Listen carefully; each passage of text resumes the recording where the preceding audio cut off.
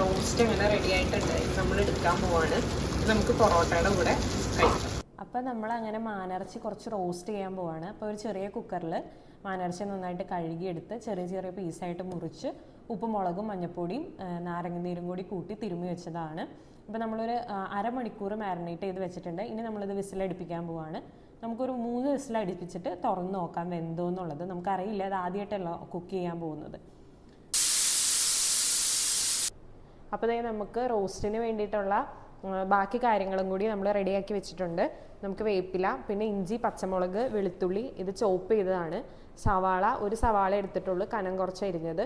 പിന്നെ അത് ചുമന്നുള്ളിയാണ്. ഇവിടുത്തെ ചുമന്നുള്ളി ഭയങ്കര വലുതാണ്. പിന്നെ തക്കാളി ചെറിയ തക്കാളി ആയിരുന്നു. അപ്പോൾ ഒരു 4-5 എണ്ണം എടുത്തിട്ടുണ്ട്. അപ്പോൾ നമ്മൾ പാൻ വെച്ചിട്ടുണ്ട്. പാൻ ചൂടായി, അതിനകത്തോട്ട് ഓയിൽ ഒഴിച്ച് കൊടുത്തു. ഇനി നമുക്ക് അതിനകത്തോട്ട് നമ്മൾ ചോപ്പ് ചെയ്ത് വെച്ച ഇഞ്ചി, പച്ചമുളക്, വെളുത്തുള്ളി ഇതിട്ട് കൊടുക്കാം.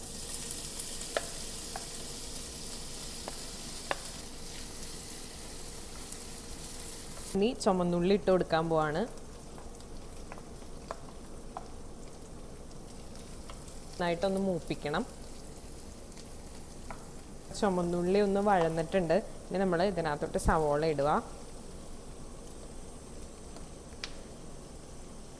സവോള നന്നായിട്ട് വഴന്ന് വരാൻ വേണ്ടിയിട്ട് ഇതിനകത്തോട്ട് ആവശ്യമുള്ള ഉപ്പും കൂടി നമ്മൾ ഈ സമയം ചേർത്ത് കൊടുക്കും. ഒരു തണ്ട് കറിവേപ്പിലയും കൂടി നമ്മൾ ഇട്ട് കൊടുക്കുകയാണ്. അപ്പോൾ നമ്മുടെ സവോളയൊക്കെ നന്നായിട്ട് വഴന്നിട്ടുണ്ട്. ഇനി നമ്മൾ പൊടി ഇടാൻ പോവാണ്. പൊടി മൂപ്പിക്കാനായിട്ട് കുറച്ച് മഞ്ഞൾപ്പൊടി, പിന്നെ കുറച്ച് കാശ്മീരി ചില്ലിപ്പൊടി, പിന്നെ ഗരം മസാല, അതും ഒരു 1.5 ടീസ്പൂൺ, പിന്നെ 1 ടീസ്പൂൺ മല്ലിപ്പൊടിയും കൂടി ഇട്ടിട്ടുണ്ട്.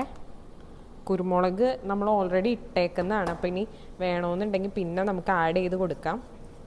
നന്നായിട്ട് മൂപ്പിക്കാം. എന്നിട്ട് നമുക്ക് മിക്സ് ചെയ്യാം. നമ്മൾ നന്നായിട്ട് മൂപ്പിച്ചു. ഇനി മിക്സ് ചെയ്യാൻ പോവാണ്. ഇത് നന്നായിട്ട് മിക്സ് ചെയ്ത് കൊടുക്കുക.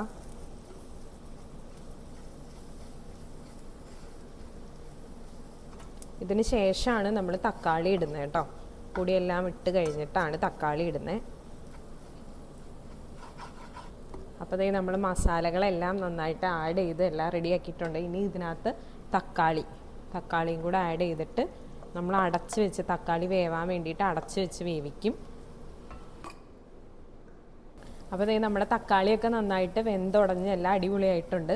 ഇനി നമുക്ക് നമ്മുടെ വെനിസൻ, അതായത് മാനിറച്ചി വേവിച്ചതാണിത്. അപ്പോൾ അതിൻ്റെ കുറച്ച് വെള്ളം ഉണ്ടല്ലോ, ആ വെള്ളം നമുക്ക് ഇതിനകത്തോട്ട് ഒഴിച്ചു കൊടുക്കാം.